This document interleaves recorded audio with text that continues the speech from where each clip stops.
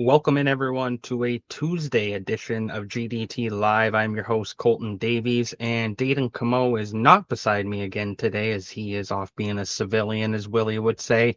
Dayton is currently working his day job, so he's unable to make it to today's episode, but today should be a great one. We got Brendan Batchelor of Sportsnet 650 joining us. Brendan does all the Vancouver Canucks play-by-play, and he's been a fixture in BC hockey for quite a while. If you're from British Columbia, you have heard his voice, whether it be with the Vancouver Canucks or with the Vancouver Giants. But really looking forward to welcoming him aboard and diving into all things Vancouver. But let's start off with the Hlinka Gretzky Cup, because that is day 2 is underway. Day 1 was yesterday, and of course Canada has won their first game. They won 5-3 with Keaton Verhoff, Tynan Lawrence, Ethan Belchetz, and Alessandro Diorio, all being standout players, as well as Mathis Preston, who is a player that I am a very big fan of. Preston plays for the Spokane Chiefs in the Western Hockey League and is a player that I believe should shoot up a lot of people's rankings this year and become a top 5 player in the 2026 NHL draft. But that's for another case. Haven't even begun the WHL season yet. The WHL season is about 2 weeks away from opening up, 2 weeks away from training camps opening up, I should say. Sorry, but about a month away yet from opening day and the first sets of games. But training camp opens up about 2 weeks from now here for the Kamloops Blazers, as it does for about every other team across the league. Looking at other games in the Hlinka Gretzky, Sweden absolutely crushed Germany 10-0. Elton Hermansen was fantastic in that game. Go read all of this stuff as well. You guys can go read all the Hlinka Gretzky recaps over on dailyfaceoff.com with friend of the show, Stephen Ellis, who is doing recaps daily. He's been covering the tournament so far and has done a great job.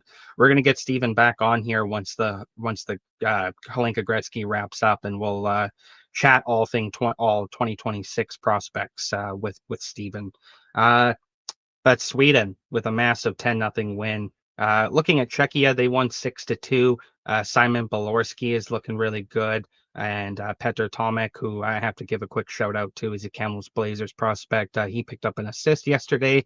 And you can't go wrong without talking about the United States. They won 6-0 yesterday, or 6-0. I think it was 6-0 yesterday. But Oliver Ozgamami, I can't pronounce that last name. But he was fantastic for Slovakia. Steven had a nice little note about him, just talked about how he's a dual threat. And even though he's the youngest player in the tournament, he looks to be one of the best players for Slovakia already. But that USA team, what a night for them. What a big win, 6-0. Calder Varga had a huge game. Varga, of course, a WHL player with the Kelowna Rockets. He is a draft eligible for 2026. Varga is committed to the University of Denver for 2027-2028, so he will play for Kelowna this year. Again, the Kelowna Rockets, of course, hosting the Memorial Cup, and Varga is going to be a key part of that team, it seems already, as he is lighting up the World Junior Summer Showcase, which is awesome to see, no doubt. Varga is a great young player and somebody who I had the chance to watch last season when he came through with Kelowna and came and played Kamloops a handful of times. Got to watch him, but he was fantastic. We've got Brendan Batchelor waiting backstage for us now. So before we get to Brendan, I'll do a quick ad read and then we will bring him aboard. So this next segment, of course, is brought to you by Quench Hydration. Feel your grind with Quench Hydration. 0 sugar, bold flavor, and real results. Get 15% off your first order at quenchhydration.com with code GameDayTarps. And let's bring aboard Brendan Batchelor. Brendan, thanks so much for joining me today. It's awesome to chat with you. Thanks for having me, Colton. How are you? I'm great. How are you? Doing really well. Yeah, can't complain. It's a beautiful sunny day again and enjoying the summer before we get back into hockey season in just a few weeks. Yeah, not far out. I was just saying how the Blazers open up their training camp here in a couple of weeks, and I'm right back into the grind, covering them and getting back into it. hmm How's your summer been? How do you kind of prepare for stuff to get rolling again? Yeah, I very much try to sort of disconnect from hockey for most of the summer. So it'll be over the next few weeks that I begin to re-engage, and I'm doing some fill-in hosting work on Sportsnet 650, the radio station that carries the Canuck games. So that'll kind of help me get my mind back into the thick of hockey and prepared for the season. And then once we get into the year, things move pretty quick. Training camps the middle of September for the Canucks in Penticton, and after that, they'll be into the preseason and they'll be off to the races from there on in. The Canucks obviously made a big splash this offseason, bringing in Adam Foote. What do you make of that deal, and how do you see Foote fitting behind the bench? Yeah, it's going to be interesting because, he was obviously Rick Tockett's deputy and was there last season for a lot of the things that didn't go like the organization had hoped. Conversely, 2 years ago, he was there for a lot of things that went right when they went to game 7 of the second round and lost to the Edmonton Oilers. So the organization wanted him to be the head coach to prioritize him because he's been there with this group of players, right? And he's really well thought of by the leadership group, by the core group, by the players on the Canucks roster. So that sort of gave him a leg up in some of those conversations about who the head coach was going to be. And they feel very confident in spite of the fact that, he doesn't have any pro head coaching experience. He was previously the head coach of the Kelowna Rockets in the Western Hockey League, and his tenure there didn't go incredibly well. But there's a lot of trust there with this existing group of players, and there's a belief that because he's been there with this group, he understands some of the things that they've faced, that he'll be able to guide them back to where they want to be, which is at the very least being a playoff team, if not more.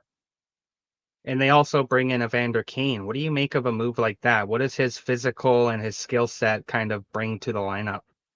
Yeah, it's an interesting decision, certainly, and it's one that I think you could see it from both sides, right? Like he's a player that can produce offense. He can bring some physicality to their top six, which they haven't necessarily had to the degree that they would like. He Mhm. is capable of scoring a lot. He's going to be given an opportunity to play up the lineup. It's a contract year for him, so there's lots of motivation for him to be a big impact player for this team and potentially help them get things back on track. You could also look at things and say, well, in certain stops in his career, things haven't gone the way that he would have hoped or organizations would have hoped. And as a hometown guy, there's going to be even more scrutiny on him in Vancouver than there has been at any of his previous stops. So, there is an opportunity for things to go well here, and there is an opportunity for things to go sideways. But I think, not speaking necessarily specifically about Evander Kane, but about the Canucks, you could say that about the whole team this year as well, where, if things go right, if they stay healthy, if their top players get back to being the players they can be, then they've got a chance to do some damage and be a good team again. If things don't go well, then it could be another disappointing year in Vancouver as well. So there's a lot up in the air going into this season, and I think that applies to Evander Kane and what his fit is going to be like with this organization as well. The Dakota Joshua trade kind of shocked some people, it seemed, just given that he was signed a contract and then was traded off to Toronto. What do you make of that? Yeah, well, the Canucks wanted more cap space. They were really tight against the cap, and to a certain extent, the Evander Kane, addition made it so that they were tied up against the cap, so that they, didn't have a ton of that flexibility. But they wanted more flexibility, and organizationally, if you look at this team and you see where they need to improve, it's down the middle. It's at the center ice position. And Dakota Joshua is a winger. They've got more depth on the wings. They've got more pieces that they could, move up and down the lineup. And so the fit wasn't necessarily going to be there for him. And it was an opportunity to free up some cap space. So Joshua was a good soldier here. He was really good 2 years ago. And then obviously last season had the cancer diagnosis and then some injuries once he did get back in the lineup and never really got his season started. So, I don't think there's any ill will or anything like that. The Canucks will wish him well and hope that he does well with the Maple Leafs. But, you bring in Evander Kane, that adds some of the same traits that Dakota Joshua had on the wing, physicality, playing with a bit of an edge. Kane has more of an offensive upside, I think it's fair to say, than Joshua does. And it created some cap space for them to try and address the center ice position, which to this point they haven't really been able to do. But there's still time before training camp. And, I think just having a little bit of flexibility against the cap was important for them, regardless of whether they're able to make any additions the rest of the way. And one final addition was P.O. Joseph to the blue line. What does a depth piece like that kind of add? It just adds another player that the Canucks, I almost said the Blazers, that the Canucks could toss in there. Yeah, he's essentially a replacement for Noah Juleson, who was kind of that seventh defenseman with this organization last year, who actually ended up playing a lot of games due to some injuries and a variety of factors. So, a veteran hand that's played in the NHL that can slot in when they need him, but doesn't necessarily expect to be an every night player, I think is what they're looking for in P.O. Joseph. And, it's also, I think, important to have a couple of veterans down the lineup on the blue line because they have some young players that are really going to make pushes this year. The defenseman Elias Pettersson, once he got an NHL audition last year, showed really well and will be pushing to try and be in the top 6 consistently. Tom Wielander, their former first-round pick, has signed with the organization, has done his college career. So those are a couple of young defensemen that are going to be battling for opportunity in the lineup and roster spots and minutes and all of those things. At the same time, you've got a couple of veteran hands in Derek Forbert, who they brought back, and P.O. Joseph, who are going to keep those guys honest. And, you're not just going to gift these young guys spots. They're going to have to earn them over players that have played in the NHL or capable of playing in the NHL, albeit in depth roles. So, I think Noah Juleson was the kind of player that provided that for the Canucks over the last few years. Now he's moved on. And so as a result, they wanted to replace that role within their organization. And I think that's what P.O. Joseph will provide. And speaking of young guys like Carlson and Ratu and Arshdeep Bains, Jonathan Lekkerimäki, how do you see those guys kind of fitting into roles this year? Yeah, it's going to be interesting. I think as of right now, I would say Ratu is the most likely to make the team just because of the lack of options at center ice at the moment. Right now, if you drew it up, it would be Elias Pettersson and Philip Hedl centering your top 2 lines. They've got Teddy Bluger as a veteran, potential 3rd or 4th line center option, and then Ratu is the next guy on that depth chart. So assuming they don't make any additions between now and training camp or the start of the season, you're looking at Ratu to play a legitimate bottom 6 role. He's been a face-off specialist for them in the past.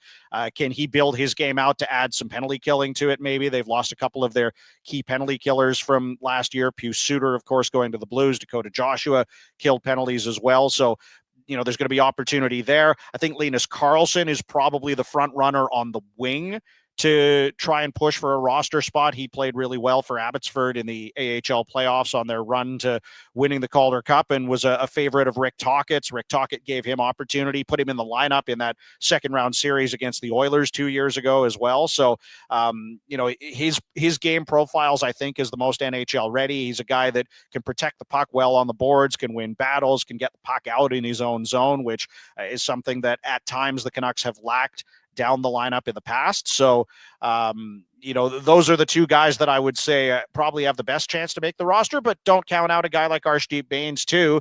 And Jonathan Lekkerimäki, while he may need a little bit more seasoning, certainly provides some offensive punch that if some of their scoring woes from seasons past recur, then, he's a guy that they can call up or can slot into the lineup into the top 6 if they have injuries. And certainly with that shot that he possesses can be a threat on the power play and provide some scoring punch too. So, when you have an AHL team that has that much success, there's going to be a lot of conversation about can those guys make the jump to the NHL level. And those are, a handful of guys anyway that I think have a legitimate chance, not just to play NHL games this year. I think it's probably fair to say all those guys I mentioned will play games in the NHL at some point this season, but to try and cement themselves as regulars on the Canucks roster as well. Now, going between the pipes, obviously the Canucks dealt Artur Shilovs. I always butcher that last name. What do you make of that deal, though? Because it seemed like he was working himself into like a permanent backup position, and now he's gone. Well, So, what do you make?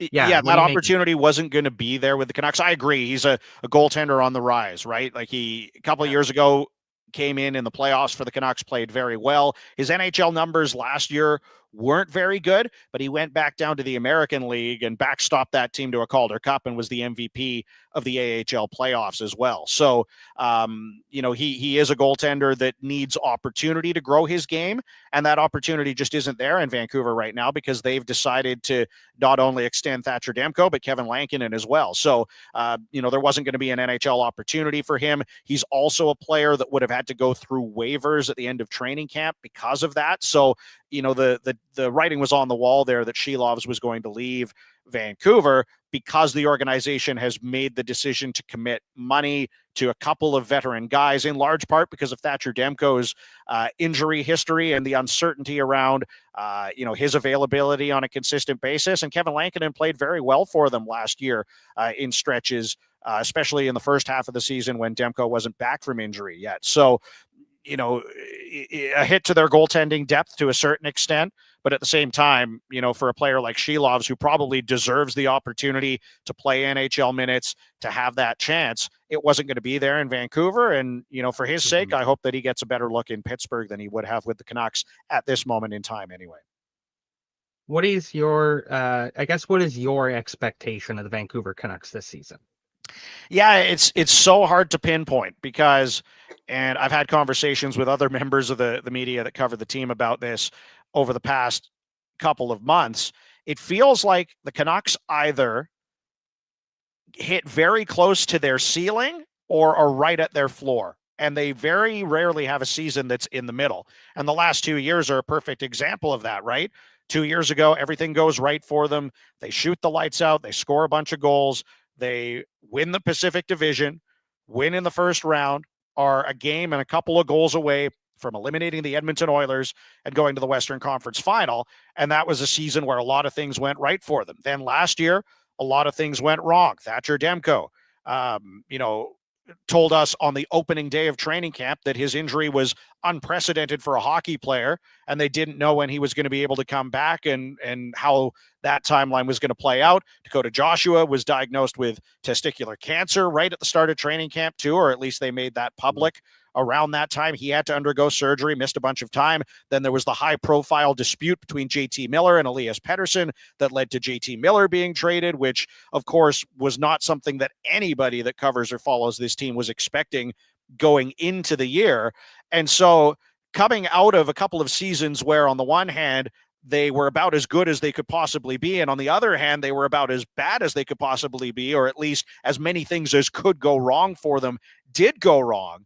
It's kind of hard to pinpoint where they fall. I think, they were above 100 points when they won the division. They were about 90 points last year when they missed the playoffs. So to expect them to be somewhere in the middle of that, like a 95, 96, 97 point team, I think would be realistic, which would put them in the playoffs. And I think ultimately that's the bar that this team and this organization and this management group and coaching staff and everybody are going to be judged against is, can they get back to the playoffs? Can they, have an opportunity to play beyond mid-April? And then what do they do with that opportunity? Because, certainly it was a memorable year for them to beat the Nashville Predators after, a long time of not being in the playoffs in games at Rogers Arena. Of course, they had a playoff run in the 2020 bubble, but that was different. Fans couldn't take part in it the way that they were able to last year. So it really felt like, or 2 years ago, I should say. So it really felt like, the first time that this organization had a proper playoff experience in quite a long time. So that's something that the fan base is eager for. I'm sure the organization and everyone working for the Canucks is eager to get back and have an opportunity to try and make some noise in the playoffs. And ultimately, if they are a playoff team, it'll be seen as a successful year, or at the very least a step in the right direction. If they're not a playoff team, then there'll be some big questions that have to be answered, I think. before we pivot into just some career stuff, is I want to chat with you a little bit about your career. I want to know what it's Mhm. like to watch Quinn Hughes in from a bird's eye view. What is that like day in and day out? It's pretty special, and it's something that I have to work hard not to take for granted because he's someone you watch every single night, and every night pretty well. He does something that makes you go oof or wow, or like I'll be calling the game and in my head I'll be like, that was ridiculous. I can't believe he just did that. So it's something that's special. And because his future is uncertain in Vancouver, I think it's something that Canuck fans and media and people that follow the team have to appreciate because we don't know how much longer he's going to be a Vancouver Canuck. And again, there's been a lot of speculation around that. Ultimately, the next couple of years will decide whether Quinn Hughes is a Canuck long term or not. But he's a very special player. He's one of the most enjoyable players that I've ever had a chance to cover or watch on a regular basis, if not right at the top of that list. And he's the most impressive thing for me about Quinn Hughes is just when you think he's reached an incredibly high level, he comes back the next season and adds another dynamic or another dimension to his game or levels up in some way. So that's what's got me excited for this coming season is, he had some injury issues last year, obviously wasn't the Norris Trophy winner, but you could see that he was taking his game to another level, especially in the first half of the season before he got hurt. He was playing at a level that we haven't seen, and it wouldn't surprise me if he comes back and even pushes further this coming season in elevating his individual game and trying to help elevate his team back to where they want to be too. So, I try to not take it for granted because he's a pretty special player to watch on a nightly basis for sure. Oh, I could only imagine. Okay. As we kind of pivot here, Brendan, I wanted to talk a little bit about your time with the Vancouver Giants. I work for the Kamloops Mm-hmm. Blazers, so I'm huge into the WHL. What did you exactly do for the Giants? I read that you were director of communications, but what exactly was kind of your day in and day out role? Yeah, so I started just doing the play-by-play with them my first year, and then after that first season, the opportunity presented itself to be full-time with them. So I'm director of communications and doing the play-by-play. So that was writing articles for the website, running the social media.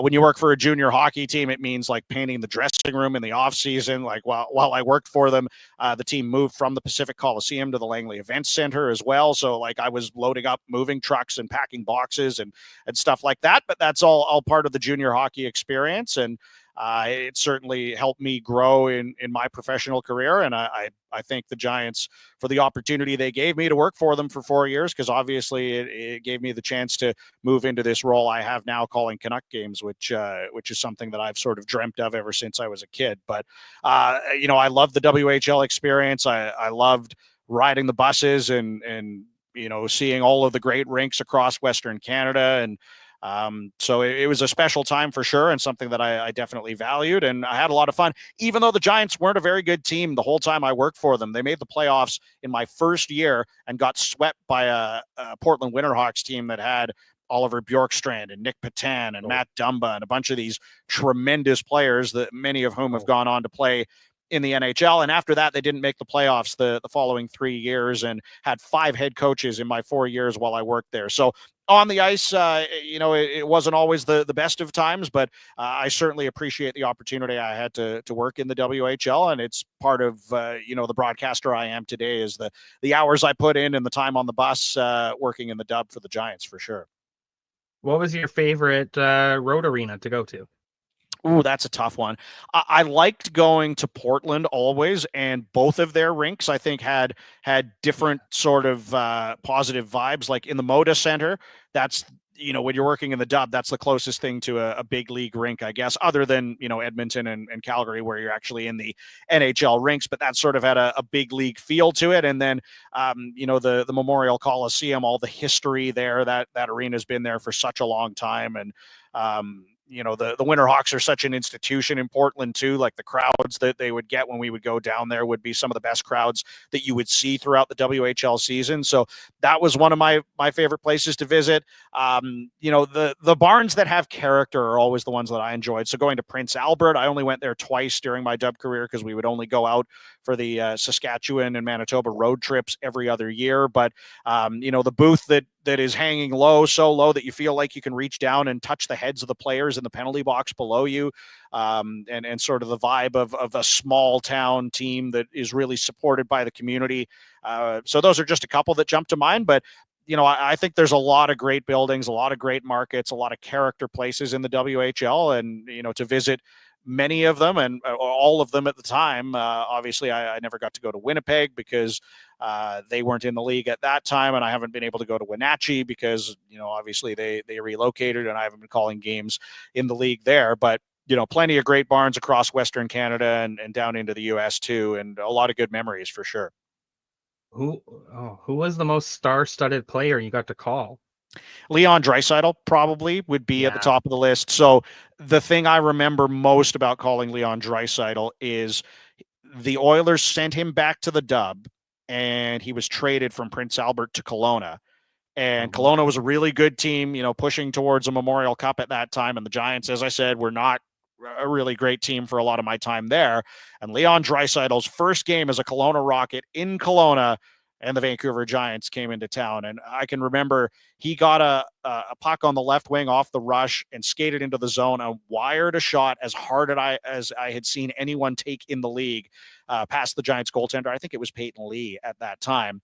And you could tell immediately, we're like, oh, this guy's a level above everyone else on the ice. And certainly he has gone on to show that is a level that he has been able to push on and be one of the best players in the world since then as well. So that's one of the really cool things about working in junior hockey is you see sort of people develop and the pathways, and you see guys when they're 16 or 17, you go, oh man, that's a good player. And then, a decade later, they're one of the top players in the NHL. So, in terms of, there's a lot of good players. Braden Point was in the Dub for Moose Jaw when I was calling games. There were plenty of tremendous players that I got to watch, but Draisaitl was probably at the top of that list. So you've been with the Canucks now since 2017. What has it kind of been like going up and down with the team through the years? What is it like for you from the booth perspective? Yeah, it's interesting, and I talked about the Giants weren't great for my time there, so that kind of prepared me for some of the years where the Canucks haven't been great. But I think the one thing that you take away, regardless of whether the team's winning or losing, if they're, at the top of the division and going to the playoffs, or if they're, a bottom feeder that's struggling, is just the passion of the fan base and the engagement we get from our listeners and from people who follow the team is pretty cool. And that's the biggest takeaway for me is, whether they're winning or losing, there are fans who are passionate. Our phone boards are always lit up on the post-game show, win or lose, top of the division, bottom of the division, whatever it might be. And so that's really cool to be a part of, to understand that what you're doing and the work you're putting in and the games you're calling have a real impact and meaning to the people that are listening and tuning in and, engaging with us on social media as well, and tuning into our podcasts and our shows every day and all of that stuff. So it's something I don't take for granted either, that the Canucks have a tremendous fan base, and, the fact that they're as engaged and involved in following this team, whether they're good or bad, is essentially what pays our salaries at Sportsnet 650 and allows us to live our dreams and do the jobs we do. So it's pretty cool to be involved with that for sure. What is your game day routine? Yeah, it's I'll go down to the rink for morning skate in the morning, so get a chance to talk to some of the players about any of the storylines that might be going into that game. I also do a one-on-one with the head coach every game day as well, that I record in the morning, and then it gets aired on our pregame show about half an hour before puck drop. So that's been Rick Tocchet over the past few years, Bruce Boudreau, Travis Green. It's going to be Adam Foote this year, and that's an opportunity I get to talk to the head coach as well, both on microphone and off microphone, to ask any questions or things about storylines we might be looking at talking about in the broadcast that night. Then usually I'll come home and do a few hours of prep in the afternoon, or I'll go to the office and do prep depending on what's going on. And then I end up back down at the rink around 5:30 or so, and we do a hit on the pregame show at 6 o'clock. Then we're on the air from 7 o'clock if it's a normal game night, calling the game. And once the game's over, I go down and do post-game interviews with the players and the head coach in the dressing room and at the podium as well, and wrap up my night usually around 10:30, 11 o'clock, and head home to bed after that. So they're busy days, but they're a lot of fun, and it's something that I've dreamt of doing since I was a little kid, and the fact I get to do it now is pretty cool. We've had a couple other broadcasters on, and we've asked them what their favorite snacks are, and they both kind of went, "Well, we don't eat snacks while we're calling games because if you eat popcorn or something, you start choking, it's all over." But do you have something that you have, like a drink or like a little snack or something that you must have when you're up there? The only thing I can think of is that I'll drink a lot of water during a game just to keep myself hydrated, keep the voice sounding crisp and clean. I'll drink tea sometimes as well. It's funny you talk about snacks at Rogers Arena. We in the booth are provided food in the second intermission of every game, and it's different most games, and they have a few things they bring us a few times a year. But myself and Randeep Janda, my color analyst, or Landon Ferraro calls games with me sometimes too. And our production staff, we always have like a power ranking of what the best snacks we've had that year are. And that power ranking is changing, and it's always hotly debated between our staff in the intermissions off the air. So I know I can't literally be eating snacks while I'm calling the game, but the snacks that we do get are still a big part of the game day experience for me, and something that always create a laugh and a debate and a storyline amongst our on-air staff and our off-air staff too. Oh, that's awesome. Okay, so I've always wanted to ask this question to other. I love asking this question to other broadcasters, but as a outside guy, I always mispronounce names. Now that I work for the Blazers, I see the sheets that come in and they have the pronunciations on them. But is there ever a name, or has there been a name where you've had to pronounce it multiple times in order to kind of get it right, and you still struggle with it? Yeah, I always try to work on any names that are going to be problematic before I go on the air so that I'm not working through that process while I'm calling the game. But in the NHL, you're right, we get those written pronunciation guides. We also get audio pronunciation guides, which are huge, where it'll be the player saying their own name, or the NHL hired a voiceover person to just literally say everybody's name, and it's put in a database that we can go to. That database isn't necessarily fully built out though. If some rookie with a 25 letter last name gets called up, and that's where we sort of rely on the brotherhood of NHL broadcasters, where I'll often have a little chat with the play-by-play broadcaster for the opposing team before the game, just to sort of check in on, hey, how are things going for your team lately? What are some of the storylines I should be aware of that your fan base is engaged in? But also, hey, that defenseman that I've never heard of before, how do you say his name? Can you say it for me again? Now I've got to go off and practice saying it 10 times before we get into the game too. So, that's something that, I think it's really important, because everybody wants to have their name pronounced properly, and you could have family members, parents, brothers, siblings, sisters, whatever it might be, of a player listening in, and they're going to want to hear the last name pronounced correctly. So it's something I think that's really important that we do our due diligence on, and I always try to make sure that that is the case going into any game, even if it's, again, a player that I've never heard of before that has the longest last name known to man. It's our job to make sure that we do a proper job and say it properly. Shakir Mukhamadullin. That's the one name I thought. Shakir Mukhamadullin, I believe. See, there you go. It actually rolls off the tongue better than you think. Okay, that actually, yeah, it does. Who were your broadcasters that you enjoyed watching and listening to growing up? Yeah, well, I grew up in the Lower Mainland, so I've been very lucky to, John Shorthouse is someone that I watched and still look up to now as a colleague. Jim Hewson, I think, is one of the best to ever do it. Jim Robson, that really is where the tree of excellent broadcasters that have come out of Vancouver began, was with Jim Robson. And I still think I haven't heard someone call a game to the level that he was able to call them. So I looked up to him, and then all the guys that came after him, as I said, Hewson, Shorthouse, Rick Ball, I think, is an excellent play-by-play guy who was doing the Flames games up until last year and now calls the Chicago Blackhawks games. So that's something I think we're very lucky in BC and in Vancouver, is to have excellent play-by-play talent that have sort of led the way and helped influence the next wave of broadcasters like myself. So those were really the main guys that I would listen to or look up to growing up. And my last one for you, Brendan. What is your favorite Canucks jersey? Oh, that's a tough one because there's so many. I know. Yeah. See, I probably, the black skate gets so much love, and, they brought it back, a modified version of that as a third jersey in the last couple of years. I always loved the white skate jersey. So the 1994 Stanley Cup run jersey, but the white jerseys that they wore at home at that time, I think those always looked super crisp and super clean. And they're not something that gets brought back by the organization, or at least they haven't to this point. But maybe that's just nostalgia for me too, because that's the jersey they were wearing when I was growing up and becoming a Canucks fan. So I associate that a lot with, where my fandom started and how it built out and grew. But the black skate gets love, but don't forget the white skate too. That jersey's pretty cool. I love the white skate jersey as well. Hey, Brendan, thanks so much for joining me today. Seriously, it was a pleasure to talk with you. Yeah, thanks for having me. Appreciate it. Anytime. Awesome. Take care. You too.